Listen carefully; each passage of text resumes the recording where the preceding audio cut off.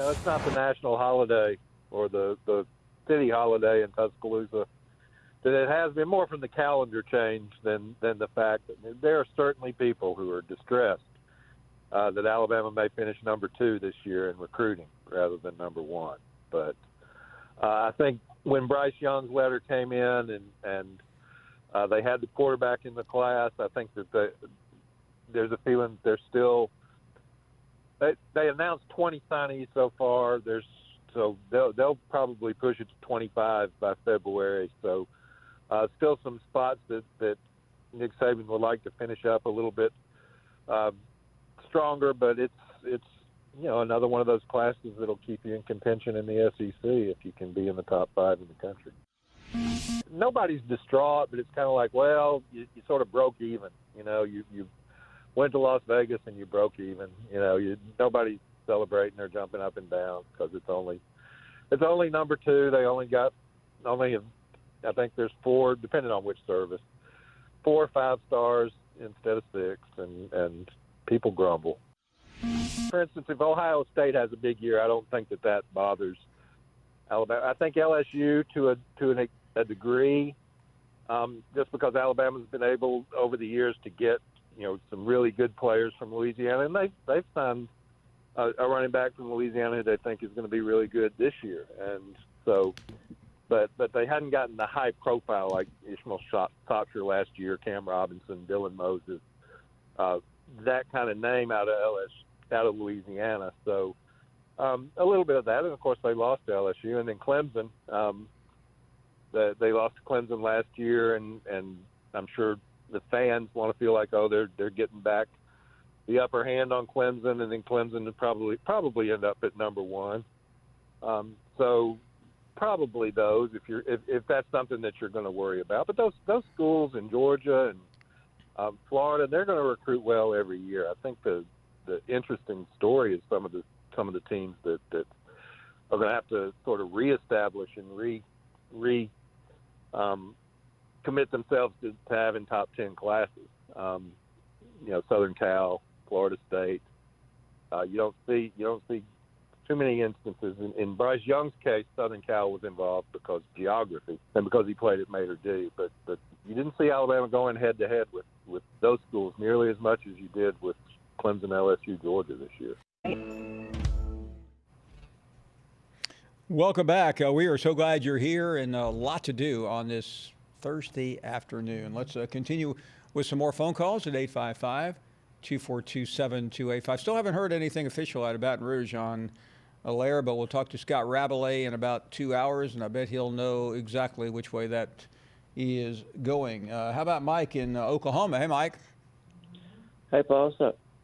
Good to have you on. Yeah. For the 3rd straight year, did you hear where they're saying the winner of the Ohio State Clemson game automatically wins?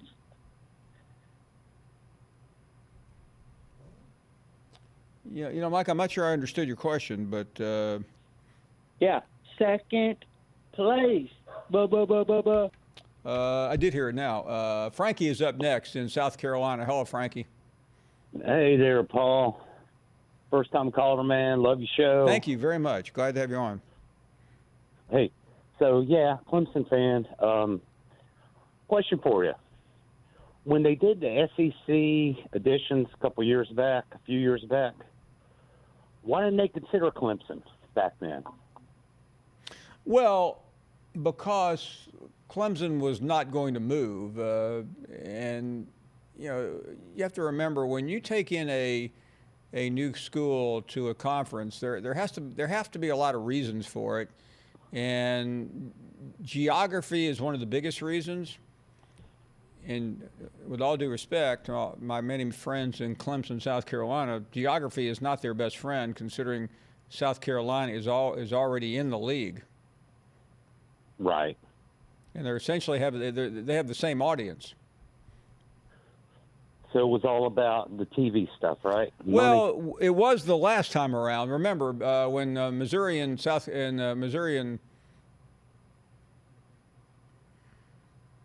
to remember who else came into the league. A&M.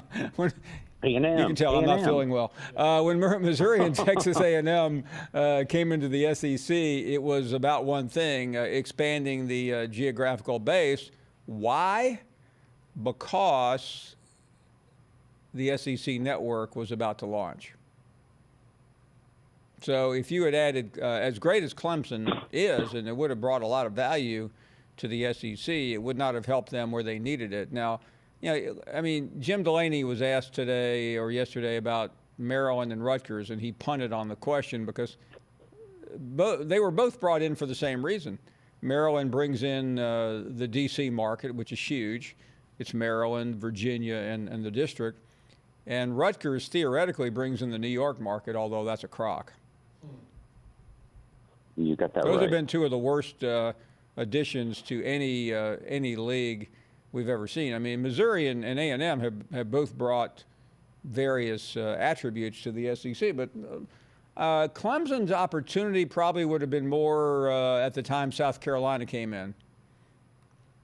Yeah, and that's a long time ago, early 90s. It was I think, 1992, right? Yes. Yeah.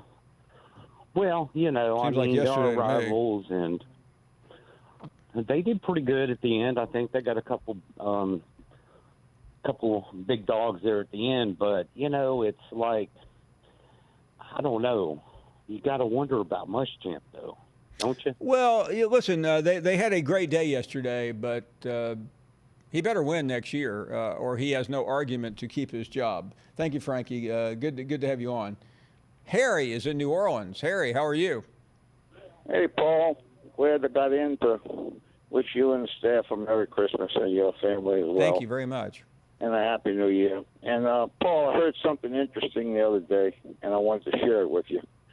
One of the big advantages Coach O has, you know, recruiting, particularly in Louisiana, you know, in the 60s and 70s, it was more prominent. But even today, a lot of people in Louisiana still, particularly the grandparents and some of the parents, still speak that Cajun French. And when Coach O goes out to recruit, he speaks that fluent Cajun, Paul. And it Does he goes really? a long way with those families. You know what I mean? Well, yeah, there's no question it does. And listen, you talk about authentic. I've never met or seen or observed a coach who's more authentic to his people than Ed Orgeron. No doubt about that. In fact, you know, I remember when I was younger, President Kennedy, I wondered why all those signs in Louisiana, I didn't realize it then, said Jamais Jacques. Yeah. Even President Kennedy on down realized how important that Cajun vote was. No, there's no, listen, if I ever became a politician, which I would never do, I would study language in my spare time because there's nothing quite like when you go somewhere and can talk the native tongue. And, you know, I mean, listen, you can't be a politician nowadays in Texas if you don't speak Spanish. Absolutely. Well, anyway, Paul. I speak enjoying the show. Southernese. It's That's been a what great gets me week. going. And it's been a great Alabama-ese. week. Looking forward to it. Hey, thanks. Yeah, I mean, every place has a different dialect, and but there's no place like Louisiana. No place when it comes to that. Sean is in Los Angeles, which speaks a few languages as well. How you doing, Paul? We're doing great, thank you. Great, man. I'm ecstatic about being online with you, and I appreciate you taking my call. Thank you very much. Okay, now I was told that I missed the show yesterday, so I didn't get to hear that you were talking about the Clay Helton situation. Yeah, we were talking about how terrible his recruiting was. Yeah, among other things. And you know what I would do today? I would just go in there and fire him and say, "Listen, we were wrong. We don't think you're going to be successful. So we'll either go out and hire Urban Meyer today or have an interim coach, but you're not it anymore." I definitely totally agree, and that had been the sentiments out here, especially with the fan base, the student fan base. But it just baffles me, how in the world did he survive what's going on? And I'm tired of hearing about. Well, here's what happened, and you see this occasionally, Sean. New president, new athletic director. Nobody really knows what to do, and they make stupid decisions, and that has saved many a coach before. And you know, the problem now. Yesterday was so bad for Clay Helton that he is already a lame duck coach. Okay. So SC not only blew yesterday's recruiting, they have virtually no chance for next year's recruiting because you can't recruit in 2 or 3 weeks. You have to be able to recruit today for next year. Today, not next week, but Nick Saban, Lane Kiffin, Kirby Smart, Jimbo Fisher, they're already looking 2-3 years down the road, but you'll start seeing commitments in the next 2 or 3 weeks or months for next year. That's how advanced this is. Right. And you know what? I knew that things were going to go sideways with the coach as soon as he came out here. And the first thing, I guess, after the Alabama beatdown, when we were in Arlington, right? And he said, I guess the sentiments were, well, we'd be happy to go to the Rose Bowl or win the Rose Bowl or something like that. And for a coach to come out at SC, that's not my goal. I don't to me, not first, you're last. I don't care about all the other bowls. No, that's not where we are.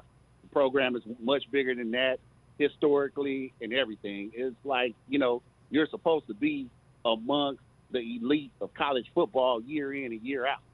And here you are in the hotbed of Los Angeles in Southern California. Well, the only thing that Clay Helton has going for him right now is Chip Kelly. Because Chip Kelly, I don't think you could try and do a worse job the first 2 years at a new school than he has done at UCLA. And I gave him a chance because I've gotten to know him, and he's a smart guy. But he took that was a terrible marriage, and it probably needs to end. Hey, thank you very much for the call. Ken is in Texas. You're on the air. Go right ahead. Yes, sir. Merry Christmas to you and your family. Thank you. I just want to give you my opinion on Ole Miss hiring Lane Kiffin, also firing Matt Luke. I think they did Matt Luke kind of dirty. I know it's about winning, and that's not what he did. But if you really look at their schedule was pretty hard this year. They had a bunch of freshmen, and Plumlee is going to be really good next couple of years. Yeah. And I called you a few months ago and told you they were a 6-win team this year, and they didn't. But they lost really good games. Listen, that were really close. Ken, I would not have fired Matt Luke either, but I think the end of the Egg Bowl got him fired, and it's just as simple as that. Yeah, I do too. But Lane Kiffin, I believe in the next few years is going to have us at 9-10 wins. Well, I agree with that. But the bottom line is this. Kiffin has brought some energy to the program that it probably didn't have. Hey, thanks for the call. Josh Dobbs will join us in a few minutes. We'll look at Tennessee's Mount Rushmore. And more of your has had some moments. What are they? Well, we'll talk to Josh Dobbs about one of the best ones in a couple of minutes. But before then, let's take a review of what's been going on down there. Yeah, Paul, it's been a pretty good decade for the Volunteers. I mean, they've had some great there's some moments, right? There were some moments, though. Here? No, you missed. I was setting up an elaborate not joke, but it didn't come off very well. I remember this off game, camera, 2015 versus Georgia, the comeback. They were down, I believe, 3 touchdowns. Georgia Jamari knows that was all a big too game. well. Remember the Battle of Bristol? The Battle of Bristol, not so much a great game, but it was a cool moment to see an SEC team playing in a NASCAR stadium. Pilot Flying J, the title sponsor there. Yeah, our good friends at Pilot Flying J. And then Juwan Jennings, this was obviously a great moment. To beat Florida down the sideline. Remember, we put Tease Tabor on our Florida Mount Rushmore the other day, and the Tennessee fans started chirping in, well, Juwan Jennings got him. So kind of funny, but nothing from the past decade is going to live up to this moment right here. Sadly, no. 4 seconds to go. Game's on the line here. 31-28 Georgia. Dobbs out of the shotgun. Back to throw. Dobbs drops back. Looks. Loads up. Fires long for the end zone. The pass is going to be caught by Tennessee. Tennessee wins! Caught it by Tennessee. Juwan Jennings. Jennings makes the catch in the end zone on the Hail Mary. And Tennessee wins. Yeah, that was. I mean, there have been very few plays like that in anyone's history. Yeah, how does a darn good dog feel about that? The part that gets so lost about that, right, is you never remember the play before the play.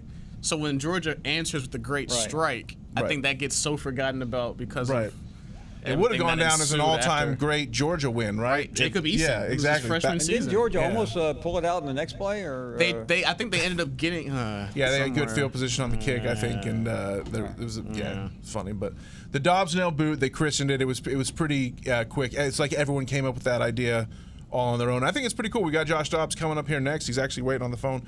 He may even be listening to us right now as we talk, and maybe we'll reminisce a little bit about that play, see what he's up to now. We can talk about anything else. I think we can talk about literally anything else. It'd be great for me. But I want to hear what he's up to down in Jacksonville. That team's got as much dysfunction as the old Butch Jones Tennessee teams did, right? Man, dropping it. Just keeping it real, Paul. We welcome you back, and we mentioned Josh Dobbs during the break, the famous play. And Josh joins us, the former Tennessee quarterback, now in Jacksonville. Josh, first of all, great to have you back on the program, and I hope all is well.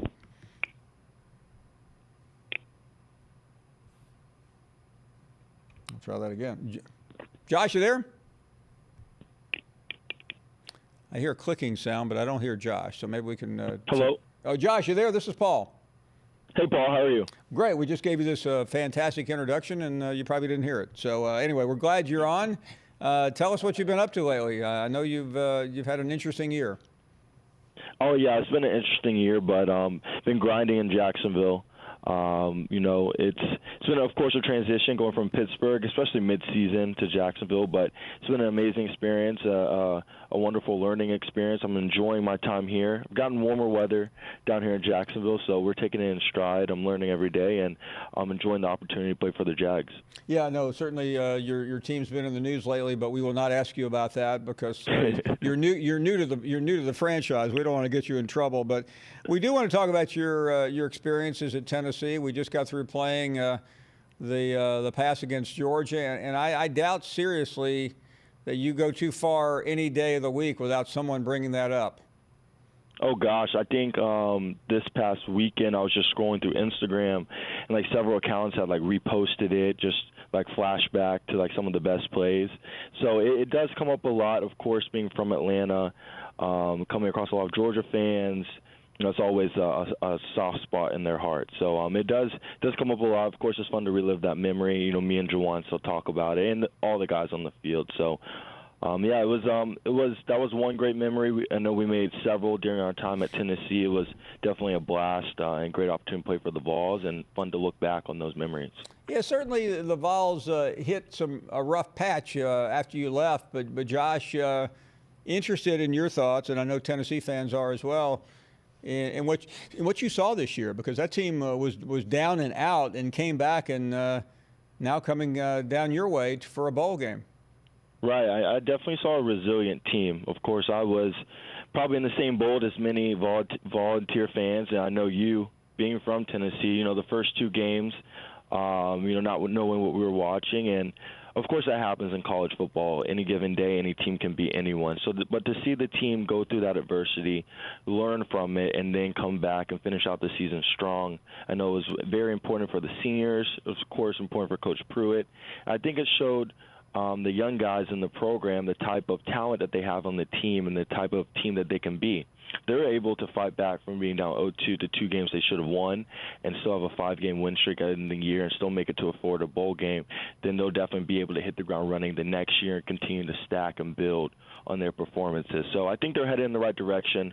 Of course, as they would agree, they had a slow start, but it was great to see their resiliency. And, of course, I'm excited to see them play here right in Jacksonville. Don't have to travel too far for the bowl game. So I'm excited to see them down that here. would be fantastic. And I'm interested. I always like to talk to players in the NFL. I realize there's a lot of traveling, there's meetings, but what's a normal Saturday like for you trying to keep up with your team? It's definitely a juggling effect. I guess it all depends on if you're at home or away. But on away games, it's literally you're sitting on the tarmac at the airport and you have ESPN pulled up on your phone and you're watching it, or you're in night meetings, you have your phone turned all the way down, you just have it sitting over there, just staying tuned in. You got the ESPN updates on your watch. So I've been tuned in to every single game since I left. I know when I was up in Pittsburgh, we had like 5 or 6 balls on the team. You know, we were always talking about the game leading up to it. And then on Saturday, we were tuned in, whether it's at dinner on the big screen watching it or whether it's watching it on our phone.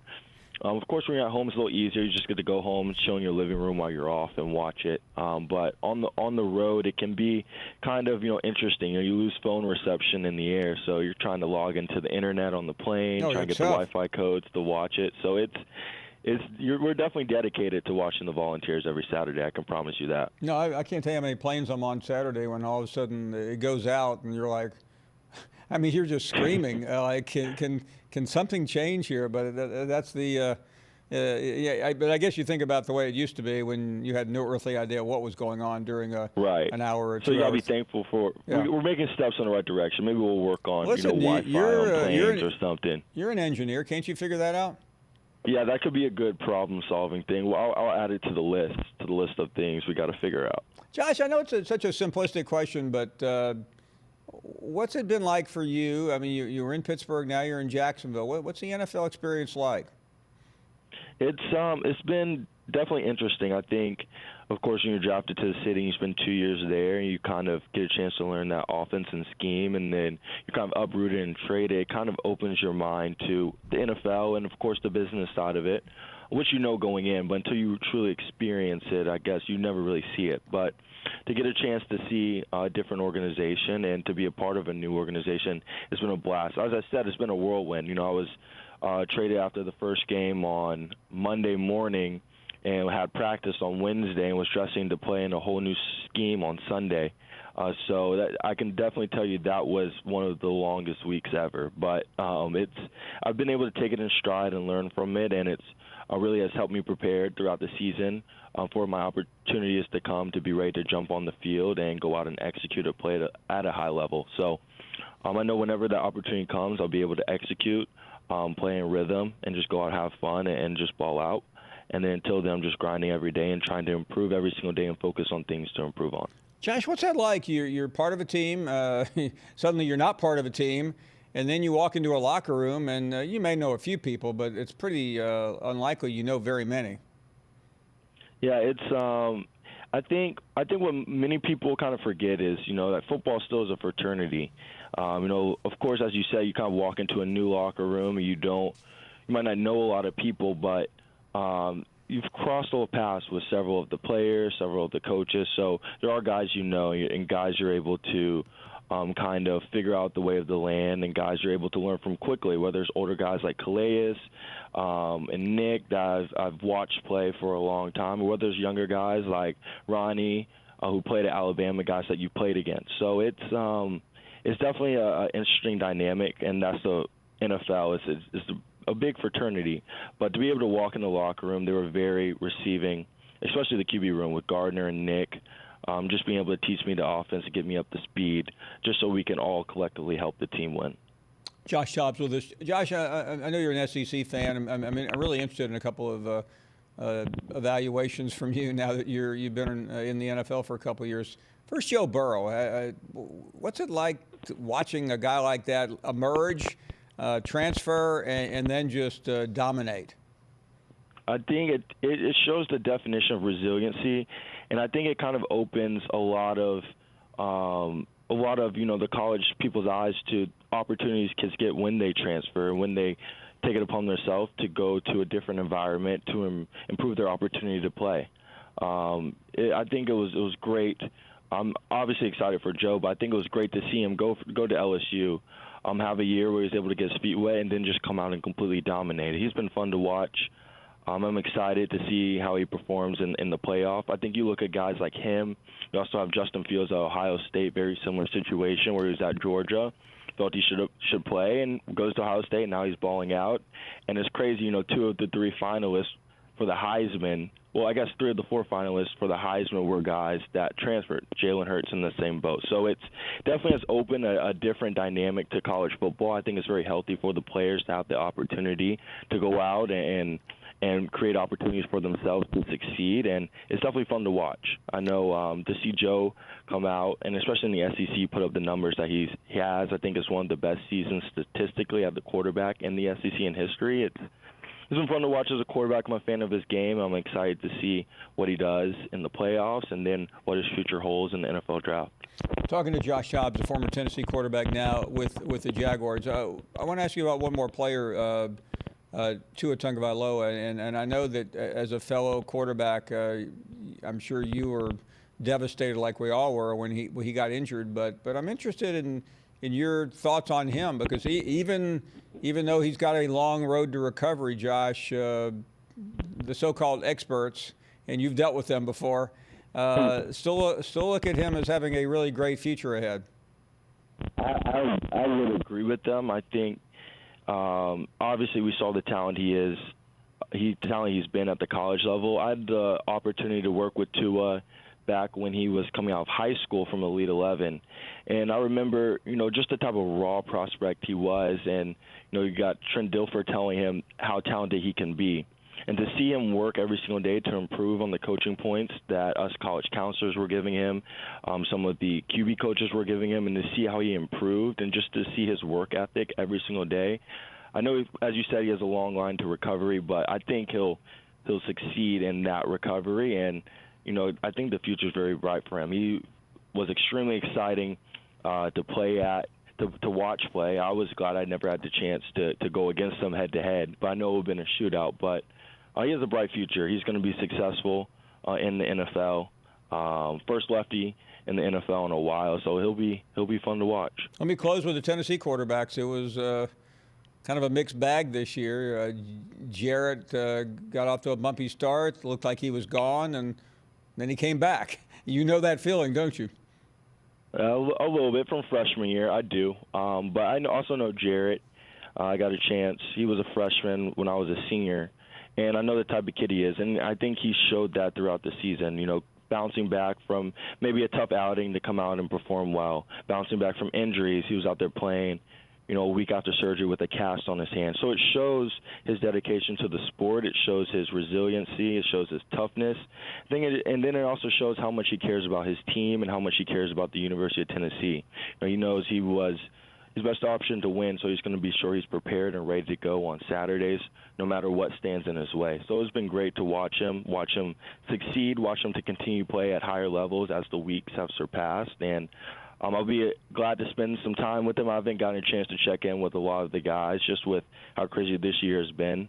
But when they get down to Jacksonville, I'll be excited to spend some time with them, hang out, and just talk ball, just talk life with them. And it'll be a great reunion. So I'm really looking forward to that. And I've been ecstatic to see how they finish the year and want them to go out with a bang here in Jacksonville. You said something I want to close with this because, we all, no matter what we do, go through the vagaries of life with aches and injuries, but a quarterback is always getting banged up, and I know there's a difference between playing hurt and playing with a serious injury. You don't want to play with a serious injury, but what's it like when you can barely get out of bed in the morning, but you're still able to play in a game? How do you deep down prepare yourself for especially what you see in the NFL?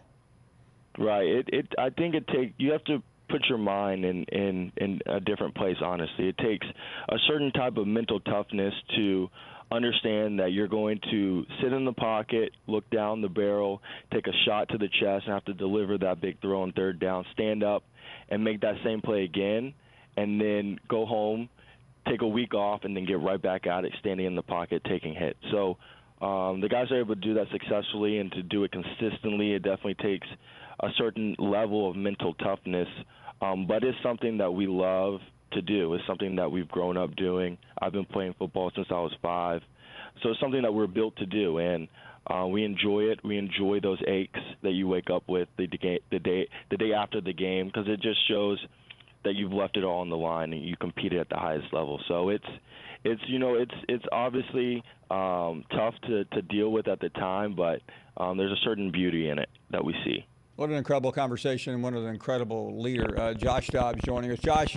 all the best. Hope you enjoy the bowl game with your compatriots, and look forward to checking in again soon. I appreciate it. Always great to talk to you, Paul. I hope to talk to you soon. I can't wait. Oh, wow, one of my all-time favorite players, Josh Dobbs, and you can understand why he was so popular and remains popular across the world of college football. We'll take a break, get some reaction to that, your phone calls, all that next.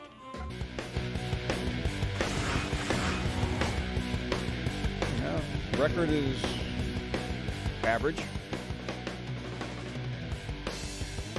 Yeah, they could have did a little bit more, probably. Derek Dooley was what you expected Derek Dooley to be. Butch Jones, not bad. Pruitt. I feel like if you asked people, did Butch Jones have a winning record, most people would say no, he had a losing record, but he actually did have a winning record. He had it going there for 2 years. Yeah. That all just fell apart so fast at the end. That's really, the disappointing right? part. He was recruiting well. He had one of the top classes in the country, the number one player. And then he got to the mountain, but he never stopped. He just fell right off. A lot of Butch's bricks ended up on our Mount Rushmore. I mean, champions of life, right? Yeah. These are some 5-star hearts that we've got up here, but also great players. Yeah. And Mount Rushmore. The Tennessee Mount Rushmore starts with Josh Dobbs, obviously. We just talked to him. He's awesome. Great to catch up with him and see what he's doing. And he had some pretty cool things to say. Derek Barnett, Super Bowl legend. Super Bowl champion, right. Derek Barnett. Made the play in the Super Bowl. Juwan Jennings maybe doesn't have the numbers, but he, we polled Tennessee fans around the office, and we kept saying, who would you put on this? And every one of them said Juwan. There may have been better, more talented receivers that played, earlier in the decade, but Juwan's just kind of, he's had 2 huge plays. Yeah, he kind of just embodied this Tennessee in the back half of the decade, and then, of course, Cam Sutton to finish off the Mount Rushmore ball. As a Tennessee grad, we just got through talking to Josh Dobbs. Is he probably, you would think, the best Tennessee player of the decade, maybe? Certainly the most impressive. Yeah, I mean, he's one of the. I did a piece on him. I wrote something for some award he was getting about a year and a half ago. That's cool. And it was amazing just to reflect back on all the things that he accomplished off the field. Right, right. We joke around here all the time, like, oh, did you know Josh Dobbs was an aerospace engineer major? Because it's like constantly brought up in every piece and feature that's about him. But you heard right there. I mean, how impressive, how thoughtful he is, and you're right. I thought his Tua comments were really something that I forgot, that you forget that some of these guys have been in camps with these young quarterbacks, and they were kind of their mentors before they got to college. I thought it was a nice perspective he gave on Tua. Right, the way we sort of think of Tua from this sort of outside fan perspective. He sees him as a member of his brotherhood, fraternity of quarterbacks, and that's cool. And it's cool that he had sort of high hopes for Tua's future. I think most of us all do, but. Yeah. I don't know. What do you think, Tennessee? The next 10 years better than the previous 10 years, Paul? Oh, are you kidding? 5 national championships. Welcome back. Glad you are with us, and let's get some more phone calls going here. How about Tom in Ohio? Hello, Tom. Hi, Paul. Hi there. Thanks for taking my call. Long-time listener and fan, first-time caller. I'm a big Buckeyes fan, and before I say anything more, I'd just like to preface this by saying I have all the respect in the world for Nick Saban and the job that he's done over the years, and I have a lot of respect for you and the job that you do also. Thank you. I missed the first hour of your show, so I really don't know if you showed Saban or if you just had callers talking about him or what. But when I got in the show, you were talking about him being a grumpy pants or whatever, and it seemed like you were kind of making excuses for him about the amount of travel time he has done for recruiting and everything. And I respect that, but I'd just like to point out to Ohio State fans especially and to fans around the country the job that Ryan Day has done. He has lost a week of recruiting time due to the championship game. And plus he's had award ceremonies to go to, the Heisman Trophy and several others. And I've had some time this morning. I was watching some YouTube videos of his press conferences and whatnot. He's had press conferences on the game preparations. He's had press conferences on the recruiting class. He's done podcast show interview, and he always has a smile on his face. He always treats people with the utmost respect, and he's jovial. And I realize he's younger than Nick Saban, and I realize Nick Saban has done what Ryan's done this time. Nick has done for many years, so I respect that. But the main reason I called is I just want to point out to Ohio State fans and to fans around the country what a gem they have in Ryan Day at Ohio State, and I hope people appreciate him. Well, Tom, let me quickly say this to you. I wasn't making excuses for Nick Saban. I was just making a point. But I don't know Ryan very well. I've encountered him briefly, but I am a huge fan of his. I think he's one of the best coaches in the country, and I have said that repeatedly. I thought he has really done a spectacular job, and I thought he would based on what I saw last year in those 3 games. Ohio State has one of the top 3 programs in America right now, and winning a title this year would be fantastic for them. And it's a go-to place. It's really about all the Big Ten has to show in terms of being elite. And I'm not disparaging Wisconsin or Michigan or anyone else, but they are not in the same league as the Buckeyes right now. Nobody is in that part of the country. Yeah. Well, I didn't mean to impugn you by saying you were making excuses for Nick. Listen, if you were listening yesterday, and obviously, I frankly was surprised by Nick Saban's demeanor at that press conference. I didn't think he, when you juxtapose Saban and Ed Orgeron, you wonder a little bit. Saban seemed methodical, nonchalant. That's a press conference where you better sound excited about the 22 or 23 players that you just signed. He did not. I mean, he said all the right things. If you read a transcript of what he said, he nailed it. He just he seemed to lack emotion, I thought. Right. Well, I appreciate your kind words about Ryan Day and about Ohio State. I know I especially appreciate that because I've watched you over the years, and you do have a little bit of SEC bias. I appreciate your. Well, thank you, Tom. Thanks for coming down to our network and telling us who we are.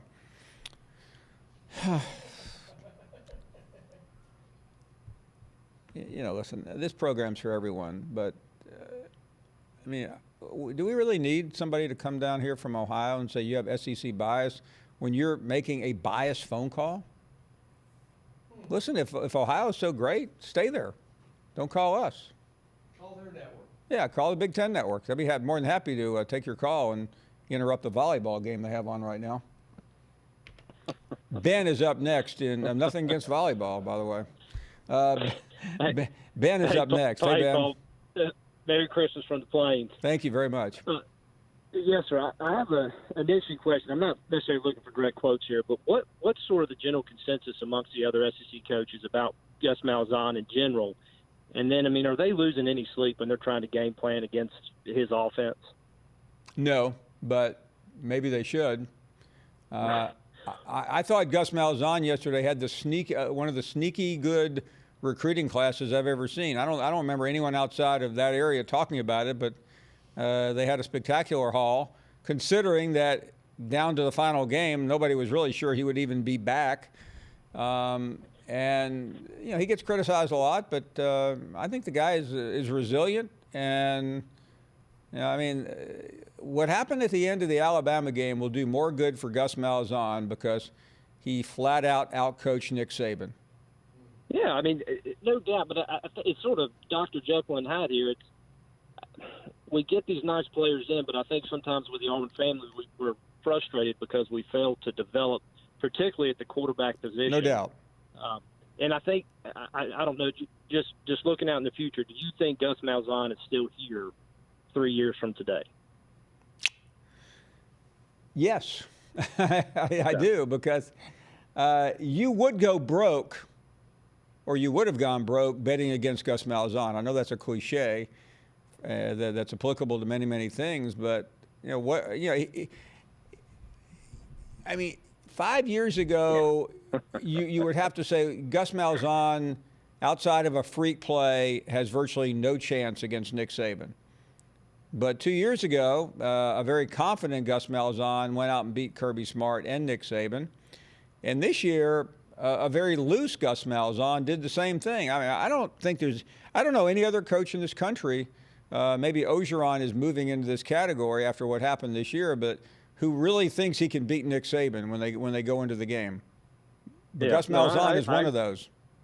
I agree. It's just it's a weird marriage that we have down no, here. Listen, been to Auburn many times, including 3 weeks ago. And I expressed this on the Monday after the game, but I'm staying at the Auburn Conference Center and ran into a couple of fat cats coming back from an event. And I think 3 straight people asked me, so when we lose tomorrow, don't you think we ought to fire Gus Malzahn? I'm like, okay, do whatever you want, but I'm going to my room. Yeah, that's right. Well, Paul, I appreciate you taking my call. Thank you. Wish you guys a Merry Christmas, and thank you. Great to have you on. All right. That was an interesting call, by the way. Let's take a break and have more interesting calls after the break. Right after this.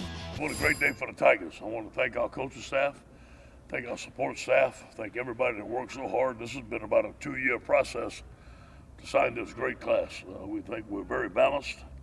We're very pleased with the guys that we have. A lot of them we've been recruiting for about 2 years. Great parents, great character. A couple of things right here. 19 players signed from 11 different states: Louisiana, Georgia, Florida, Texas, Mississippi, Alabama, Virginia, Maryland, Colorado, California, and Washington.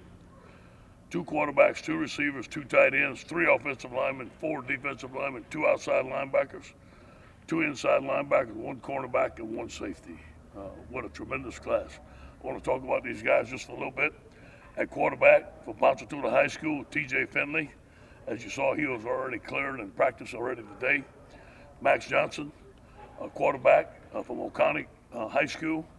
2 excellent young quarterbacks, and both are going to be mid-year graduates. We're excited about those guys.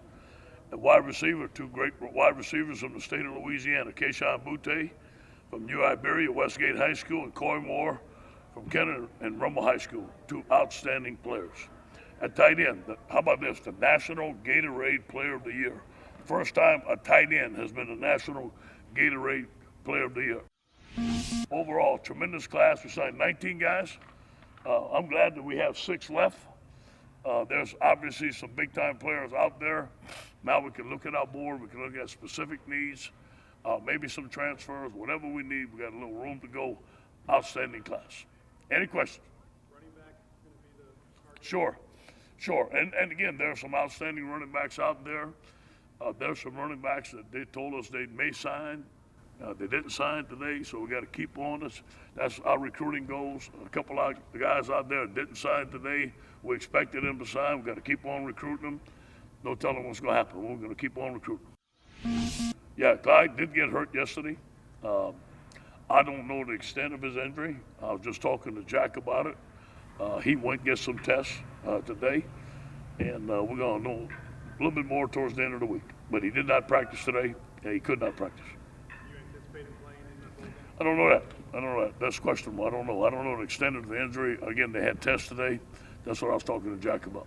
You talked about Ty and John. Yeah, they got to step up. Next man up. If it's their turn, if Clyde can't play, those guys are going to step up and they're going to do very well. But I'm not sure that Clyde can play or can't play yet. Welcome back. We're glad you are here, and let's check in with Bill, who is in Ohio. Hello, Bill. Hi, Paul. Hi there. Hey, thanks for taking my call. Thank you very much. I guess my comment would be about Trevor Lawrence and the prediction your guest made the other day about him sitting out next year. Yeah, Vince Thompson. Do you think that's possible? Is that possible? I don't know. Vince Thompson was with us the other day, and he said that he thought Trevor would sit out next year because there was nothing to gain. I think the odds increase if he wins the national championship. Let's say that that happens. He's won 2, and coming back to prove what? He's already projected to be the #1 player. But I've also talked to people close to Trevor who pushed back pretty hard against that. Okay. Well, my concern, not concern, but I was hoping, because Clemson comes to Notre Dame next year, and I'm actually a Notre Dame fan, so wow. That is what it is. A real game for Clemson. They're coming in November, so that's what I was excited about. Well, I didn't realize that game was that late. That would be very interesting. Yeah, it will be. And with Coach Orgeron, I mean, I love him. I love his style and everything about him, but with everything going so well this year, what do you think he needs to do next year not to get right back on the hot seat again? Well, he's not going to be on the hot seat because, no matter what happens from here, he is probably going to get a contract extension. And if he wins a national championship, I would say he's going to be in really good shape. Now, let me also say, we've seen cases in the past where someone has won a national championship and been fired a couple of years later. Larry Coker did that in Miami. Gene Chizik won in 2010 at Auburn and was gone 3 years later. It can happen. I think it's highly unlikely the way he's recruiting, though. Thank you for the call. Really great to have you on. Another Ohio caller, Jim, is up next. Hey, Paul. Thank you for the call. Thank you. I just wanted to call in, and you mentioned Saban in his press conference, and I noticed that Harbaugh, before his press conference with Ohio State, it was terrible, and I knew immediately he was going to lose. Not that we didn't suspect he was going to lose anyhow, but do you think Bama's going to blow out Michigan? I think something is – I don't think Harbaugh's there anymore. I don't think he's I do think Alabama will win that game pretty easily. I think Jim Harbaugh's contemplating leaving Michigan. I think he's thinking about the NFL. I've always said there's something way more going on with him than we see. And then having said that, do you think Bama and teams like Bama and the league in general would benefit from the playoffs? Because unless you're one of the top three undefeated, once you've lost one or two games, your incentive's gone. And I think that affects the players. Well, the bowl season will be fascinating to watch. And I'm not talking about the bowls that start tomorrow where you have teams that are really happy to be in. We had the Charlotte coach in here the other day, and he couldn't wait to get to the Bahamas. But when you start getting the Georgias of the world and the Alabamas or the Michigans, take your whatever side you want, teams that have had really with nothing to prove. Now every coach tries to find an edge. We talked about that yesterday with Bo Bounds. What is Mississippi State's motivation for its bowl game? Well, to end the season with 2 wins. At least you have one. Sometimes you can't find one, especially when you have a coach who's already been fired. Right. But I think a playoff, I think in any sports, would be that baseball, basketball, they play more games for a reason, and that's because statistics show that the more games you play, the true winning team will win out. Jim, let's be perfectly honest. Starting tomorrow, the bowl games are here for one reason: television entertainment. And we'll watch them. Most of us are off, and we'll watch football games.